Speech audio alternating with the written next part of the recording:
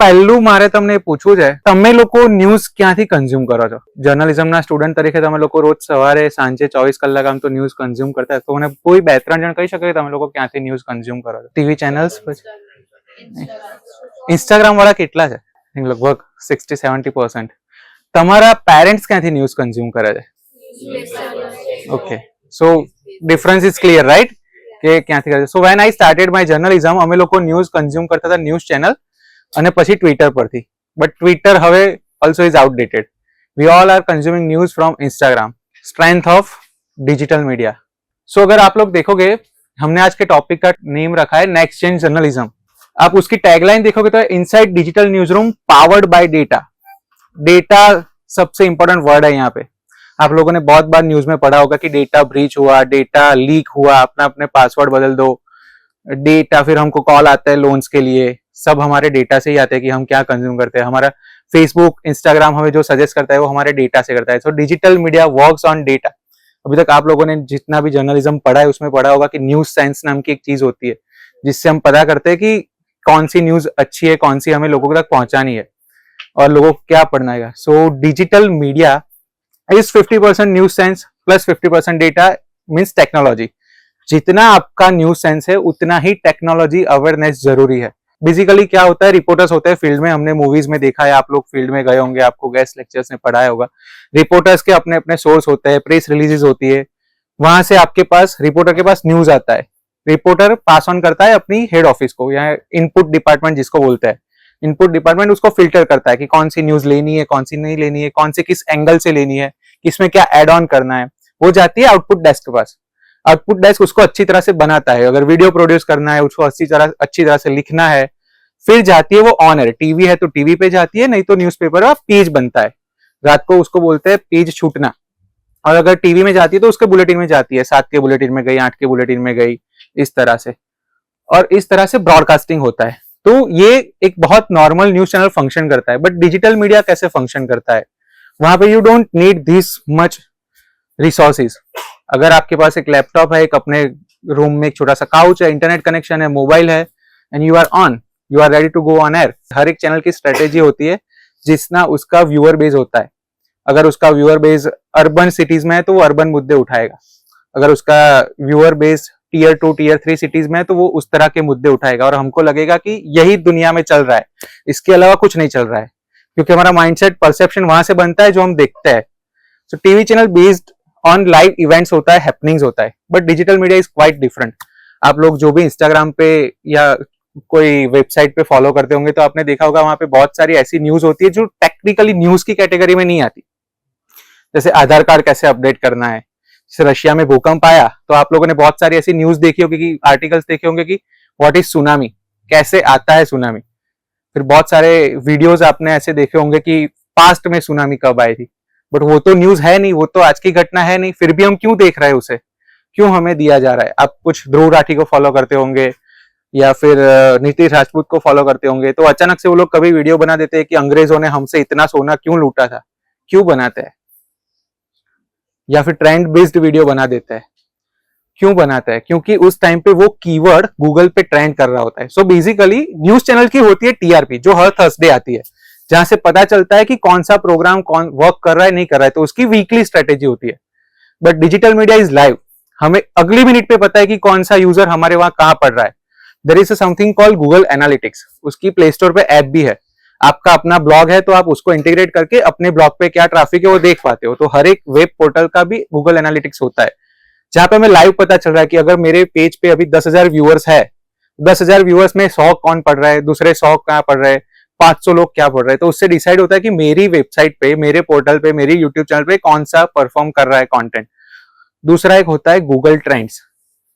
Google trends और Google analytics दोनों बहुत ही पावरफुल टूल्स है. दोनों बहुत ही अच्छा डेटा देते हैं हमें, जहां से हमें पता चलता है कि कौन से न्यूज काम करेंगे. तो जहां पे एक न्यूज चैनल को चलाने के लिए बहुत सारे लोग लगते हैं, डिजिटल मीडिया का ये फायदा है कि बहुत कम लोगों में बहुत ज्यादा लोगों तक आप पहुंच पाते हो. लेकिन एज अ जर्नलिस्ट हम लोगों को देना है कुछ वैल्यू एडेड. तो उसको इस तरह से रैप करना होता है हमें कि लोग वहां पे टिके, अपना पूरा कंटेंट कंज्यूम करें.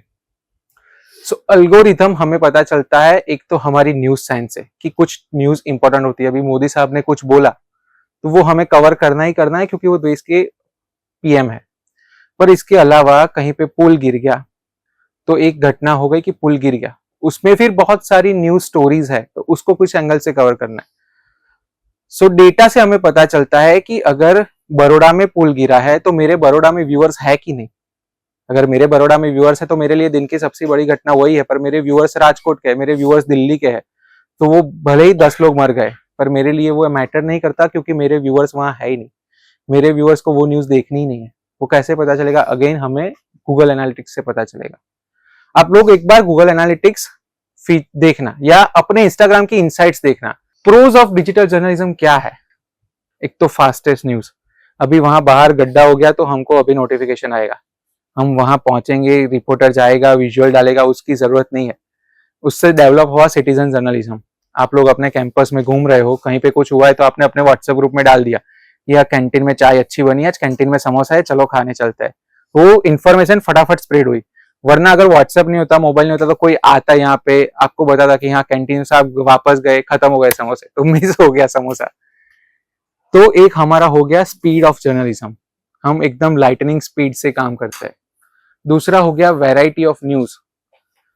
तो जब ट्रेडिशनल जर्नलिज्म था तब स्पोर्ट्स के लिए एक पेज ही आता था, एंटरटेनमेंट के लिए एक पेज ही आता था। किसी ने नहीं सोचा था कि एंटरटेनमेंट की पूरी वेबसाइट हो सकती है। पिंक विला एंटरटेनमेंट पे करती है, स्पोर्ट्स कीड़ा सिर्फ स्पोर्ट्स की न्यूज देती है। आज से 5 साल पहले किसी ने नहीं सोचा था कि सिर्फ स्पोर्ट्स का भी हो सकता है। मतलब it was a part of a news paper और न्यूज चैनल की एक कैटेगरी या एक बुलेटिन हो गया वहां पे। पर जैसे जैसे हमें कंटेंट की इंसाइट्स मिलना शुरू हुई कि लोगों को इंटरेस्ट है पढ़ने में, वो भी अगेन हमें गूगल एनालिटिक्स अपने यूट्यूब ट्रेंड से पता चला कि क्या क्या लोग कंज्यूम करते हैं। तो पिंक विला ने सर्वाइव किया। मैंने कुछ नाम लिखा है, good news today, better India, Lallan top, ये सब है। गुड न्यूज टुडे में सिर्फ पॉजिटिव न्यूज आता है, बेटर इंडिया में सिर्फ समाज में जो लोग अपना योगदान अच्छा करते हैं वैसे वाले स्टोरीज आती है जो कुछ चेंज करते हैं। तो अगर हम हार्डकोर जर्नलिज्म को देखे जाए तो वो कंटेंट तो एग्जिस्ट ही नहीं करता, या सिर्फ जर्नलिज्म की एक जवाबदारी के तौर पे हम बता देते थे कि हाँ ये कोई है एक कोने में छोटा सा, लेकिन अभी पूरी वेबसाइट उस पर सर्वाइव कर, यानी कि कोई तो पढ़ रहा है, ट्रैफिक तो आ रहा है हमारा, ठीक है। फिर कुछ नाम लिखा है, जिस्ट, द तत्व इंडिया, ध्रुव राठौड़, नीतीश राजपूत, अहमदाबाद मीडिया। इसमें से कितने नाम आप लोगों को पता है? ठीक है, आप लोग फॉलो करते हो, आपको न्यूज मिलते हैं उनके पेजेस से। सो अगर आप डिजिटल जर्नलिज्म में हो तो भी आपको अपना वेबसाइट होना जरूरी नहीं है। आप एक इंस्टाग्राम पेज से, ट्विटर पेज से, फेसबुक पेज से भी जर्नलिज्म कर सकते हो। कि जब आप एक आर्टिकल पढ़ते हो 2 पैराग्राफ के बीच में ऐड आता है, नीचे बॉटम पे एक ऐड आता है। अगर आप वेबसाइट पे पढ़ रहे हो, right side left side add आता है, तो वो ऐड हर 30 सेकंड पे रिफ्रेश होता है। हर 30 सेकंड पे दूसरा उसका इंप्रेशन काउंट होता है, और जो जितने इंप्रेशन बढ़ते हैं उतना आपका पैसा बढ़ता है, मतलब आपको वेबसाइट पे जो मिल रहा है। तो अगर आपका एक 30 सेकंड में पहला पैराग्राफ पढ़ के यूजर चला गया तो आपको एक ही इंप्रेशन मिला, तो उतना ही रेवेन्यू मिला, आपको कुछ सेंट मिले। पर वो पूरा कंज्यूम करता है 1-1.5 मिनट तक, और वो तभी कंज्यूम करेगा जब इंटरेस्टिंग लिखा होगा उसमें। लेकिन इसका मतलब ये भी नहीं है कि हमें गोल गोल गोल गोल घुमाना है यूजर को। हर न्यूज में ये पॉसिबल भी नहीं होगा कि हम 4 पैराग्राफ 5 पैराग्राफ 400 वर्ड का लिख पाए। कुछ न्यूज 100 वर्ड्स में खत्म करने ही पड़ेंगे, तो वो करना ही है। लेकिन जिसमें डिटेल्ड इंफॉर्मेशन है हमारे पास, या जितना हम उसको हुक कर पाए, उतना ज्यादा अच्छा हमें लिखना चाहिए।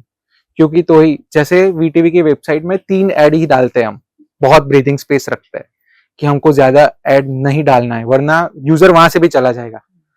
हम कुछ वेबसाइट्स ओपन करते हैं तो बहुत सारी एड्स आती है तो हम छोड़ देते, चलो नहीं करना है। तो वो हो गया आपका बाउंस रेट। अगेन एक पैरामीटर कि 100 लोग आपकी वेबसाइट के आए, होम पेज पे आए, आपके प्लेटफॉर्म पे आए, लेकिन उसमें से 4 लोग ही टिके, तो आपका बाउंस रेट हो गया 96%। कितनी भी अच्छी कंटेंट बनाया हो, वो चला ही जा रहा है, तो क्या मतलब हम पहले पैराग्राफ में इंफॉर्मेशन दे, लास्ट पैराग्राफ में दे, कोई मतलब नहीं है। तो हर एक या 2 पैराग्राफ के बाद ऐड होते हैं, तो जितना लंबा आपका आर्टिकल है उतना ज्यादा ऐड कंज्यूम होगा। इसलिए लिखने का स्टाइल चेंज हो चुका है। वैसे तो हमको ये भी सिखाया गया है जर्नलिज्म के, सेंसेशनल हेडलाइंस नहीं होनी चाहिए, लेकिन आप जितने भी वेबसाइट कंज्यूम करोगे उसमें सेंसेशनल हेडलाइन ही होगी, क्योंकि तो ही यूजर क्लिक करेगा, क्लिक बेट जिसको हम बोलते हैं, वरना यूजर कंज्यूम ही नहीं करेगा। समदेश को जानते हो? Unfiltered by Samdish. वो पहले कहाँ काम करता था? जब उसने अपनी यूट्यूब चैनल शुरू की उससे पहले कहाँ पे काम करता था? स्कूप। वो मेन स्ट्रीम मीडिया नहीं है, पर समदीश काम कर रहा है जो मेन स्ट्रीम मीडिया करता है। उसने मणिपुर का वीडियो बनाया जो आज तक आपने इंडिया टुडे में भी नहीं देखा होगा, वी टीवी पे भी नहीं देखा होगा, दिव्य भास्कर में भी नहीं देखा होगा। तो उसने एक अलग काम किया जो एक्चुअली मेन स्ट्रीम मीडिया को करना चाहिए। तो ये अगेन डिजिटल मीडिया का एक प्रो है कि आप कुछ भी कंटेंट बना सकते हो, कोई आपको नहीं दबा सकता है और लोग उसका कंटेंट कंज्यूम करते हैं। तो आप लोगों ने एक ऐप का नाम सुना होगा, लोकल ऐप। बहुत शॉर्ट टाइम के लिए ऐप आई थी जिसका मोटिव था सिटीजन जर्नलिज्म। आप अपने गांव में कुछ भी हुआ है उसका वीडियो बना के लोकल ऐप पे डाल दो, लोकल ऐप आपको पैसा देगा, आप उसके सिटीजन जर्नलिस्ट हो। लेकिन उसमें कौन है, जैसे हमारे साथ हुआ था, जब बारिश आती है बहुत तो आप न्यूज चैनल पे देखते हो कि इस नंबर पे अपने वीडियो भेजो, हम आपके वीडियो चलाएंगे, और लोग भेजते हैं। तो एक बार वीटीवी में हुआ, किसी ने ऐसा वीडियो भेजा कि पानी बहुत तेज बह रहा है अहमदाबाद में और सारी गाड़ियां रिवर्स चल रही है। पानी का फ्लो इतना है कि सारे व्हीकल जो है वो रिवर्स चल रहे हैं। ये बहुत इंस्टाग्राम जब नया नया था, मतलब इतना प्री जियो एरा की बात है, जब इतना 5G इंटरनेट नहीं था, तब पता नहीं था कि इतने सारे फीचर्स होते हैं। सो आधे घंटे के लिए ऑफिस में सब सोच रहे हैं कि ऐसा कितना पानी का फ्लो है कि सारे व्हीकल, और टू व्हीलर तो मतलब रिवर्स जाता है तो बैलेंस नहीं रहता है, तो कैसे जा रहा है।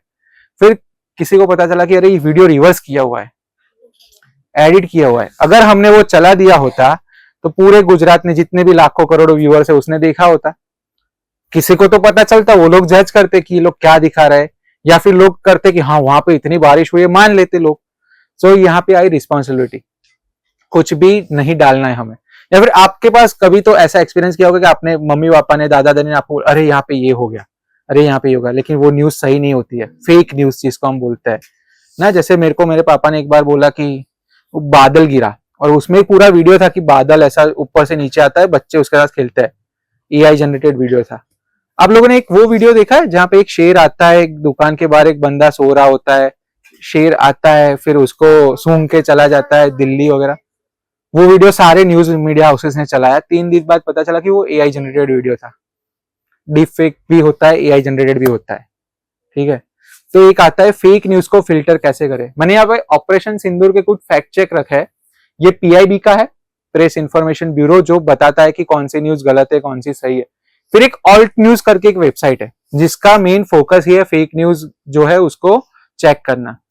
क्योंकि हम जब ट्विटर पे, सोशल मीडिया पे न्यूज स्क्रॉल करते हैं या कुछ डालते हैं तो इमिडिएटली लोगों के पास पहुंच जाता है या हमारे पास आता है, पर उसमें से कितना सच है कितना झूठ है वो जानना बहुत जरूरी है। तो वो कैसे पता चलेगा हमें, तो उसके लिए गूगल फैक्ट चेक है, ऐसे बहुत सारे प्लेटफॉर्म है। गूगल रिवर्स इमेज सर्च करके भी एक टूल है जहां पे आप चेक कर सकते हैं कि इमेज सही है गलत है। मॉर्फिंग का एक बहुत टाइम था जब इमेज मॉर्फ की जाती थी, अब उसको डीप फेक ने रिप्लेस कर लिया है। सचिन तेंदुलकर का फेक वीडियो वायरल हुआ था, सबने देखा होगा, जिसमें वो कुछ बोल रहा था कि हाँ गुटखा तंबाकू कंज्यूम करो। सचिन ने वो ऐड किया ही नहीं था कभी, उसको आके बोलना पड़ा कि नहीं मैंने नहीं किया है। फिर AI वॉइस क्लोनिंग से भी बहुत कुछ हो सकता है। आप लोग बिग बी की आवाज में कुछ ना कुछ सुन रहे हो, तो हमारे पास किसी ने, जैसे VTV के इंस्टाग्राम पे रोज हजारों मैसेज आते हैं कि यहाँ पे ये हो गया, यहाँ पे ये हो गया, but we are not uploading all that content, क्योंकि हमें नहीं पता है कि वो क्या बोल रहा है क्या नहीं बोल रहा है। फिर भी सिटीजन जर्नलिज्म का एक प्रो है कि आप, अगर आपकी बात कोई नहीं सुन रहा है तो आप इंस्टाग्राम पे लाइव आके अपनी बात बता सकते हो, इंस्टाग्राम पे पोस्ट करके बता सकते हो। एक सुसाइड केस हुआ था पता है, सुभाष करके, उसने 1.5 घंटे का वीडियो डाला था अपनी वाइफ के बारे में, और फिर सारे मीडिया को उसको कवर करना पड़ा। अगर उसको कोई चैनल में जाता और बताता कि मेरी वाइफ मेरे को ऐसे परेशान करती तो भगा देते उसको, इतने छोटे न्यूज के लिए हमारे पास टाइम नहीं है। लेकिन जब उसने यूट्यूब पे वीडियो डाला तो सबने कवर किया। तो ये भी एक चीज हो गई कि उसकी अच्छी बात, एक चीज हो गई कि उसकी बुरी बात। हमें फिल्टर करना है, फेक न्यूज फिल्टर करना। जर्नलिज्म का एक बेसिक रूल है कि आपके पास जो भी इंफॉर्मेशन है उसको 2 जगह पे कंफर्म करो। अगर 2 जगह से सेम इंफॉर्मेशन आ रही है तो आप आगे बढ़ सकते हो। तो जितने आपके सोर्सेज पक्के उतनी आपकी क्रेडिबिलिटी ज्यादा, और जितनी आपकी क्रेडिबिलिटी ज्यादा उतने आपकी व्यूअर्स, रीडर्स ज्यादा, आपके फॉलोअर्स ज्यादा। जो તમે કોઈ પણ, आप लोग किसी भी मीडिया हाउस के साथ डिजिटल में जाके तो काम शुरू कर ही सकते हो, लेकिन बेसिक शुरू करो ना तो आपका सबका अपना अपना एक इंस्टाग्राम पेज या ब्लॉग तो होना ही चाहिए। उससे तो कम से कम दिन में एक ब्लॉग लिखना, दिन में एक रील बनाना, कंटेंट बनाना शुरू करो। अच्छा, एक रील बनाना ना, ये एक टर्म भी हम बहुत अलग अलग तरीके से यूज करते हैं। तो हमें इंफॉर्मेटिव रील बनानी है, हमें डिसाइड करना है कि मेरे पेज की स्ट्रेटेजी क्या रहेगी, उस हिसाब से कंटेंट आपका लोगों तक पहुंचेगा। तो कहीं से भी आप शुरू कर सकते हो अभी से। ये आप लोगों ने इतना कंटेंट जो रिकॉर्ड किया उससे भी आप शुरू कर सकते हो। आपने जो कुछ सीखा उसके सम अप करके पॉइंटर्स डालो। आपके जो और कलीग्स होंगे, जो स्टूडेंट्स होंगे, पीयर स्टूडेंट्स होंगे दूसरे कॉलेज में, वो आपका कंटेंट कंज्यूम करना शुरू करेंगे। जैसे मैंने एक स्लाइड में बताया था कि शुरू करने के लिए हमें सिर्फ एक काउच चाहिए, एक लैपटॉप चाहिए डिजिटल में। ये उसका बहुत बड़ा फायदा है। आपको प्रॉपर सीखना है, जाना है, तो हमारे पास आइए, दूसरे ऑर्गेनाइजेशन में जाइए, वहां से तो शुरू कर ही सकते हो, लेकिन खुद से कभी भी कहीं से भी स्टार्ट कर सकते हो। आज शाम से शुरू कर सकते हो, कैंटीन में बैठे बैठे शुरू कर सकते हो। ये सबसे बड़ा फायदा है। बट ध्यान रखना है कि पॉलिसीज क्या है मेटा की, गूगल की, तो हमारा कंटेंट, वरना 10 वीडियो के बाद क्या होगा, यार कोई नहीं देखता है, मैं क्यों टाइम दे रही हूँ, मैं क्यों कंटेंट बनाऊं, 10 ही लाइक आ रहा है, एंग्जाइटी होगी, या उस लाइक नहीं आए, 100 लाइक नहीं आए मेरे कंटेंट पे। लेकिन जब तक आप एल्गोरिथम को नहीं समझेंगे, कुछ भी कितना भी अच्छा कंटेंट डालोगे तो। हाँ, एक और चीज मैं बताना भूल गया, अच्छा हुआ मैम ने एक क्वेश्चन पूछा। एक टाइम होता है कि किस टाइम पे आप कंटेंट पोस्ट करोगे, ये हमने बहुत सारी जगह पे देखा होगा। तो हर एक प्लेटफॉर्म का भी अपना टाइम होता है, जैसे फेसबुक का, इंस्टाग्राम का होता है, वीटीवी का भी एक टाइम होता है कि जब हमारी वेबसाइट पे सबसे ज्यादा यूजर्स कब है, तो हम अपना सबसे अच्छा कंटेंट तब डालते हैं। मेरे पास 9 से 12 में बहुत सारे व्यूअर्स होते हैं, फिर दोपहर में डल हो जाता है, फिर शाम को वापस शुरू होता है 10 बजे के बाद। तो उस हिसाब से कंटेंट का टाइप भी चेंज होता है। मैं 10 बजे के बाद कैसा कंटेंट डालूंगा, सुबह 9 से 10 में कैसे कंटेंट डालूंगा, नून में कैसे कंटेंट डालूंगा। ठीक है, तो शुरू तो कभी भी आपके पास मोबाइल इंटरनेट है, कहीं से भी कभी भी कर दो। So I hope you enjoyed. Thank you.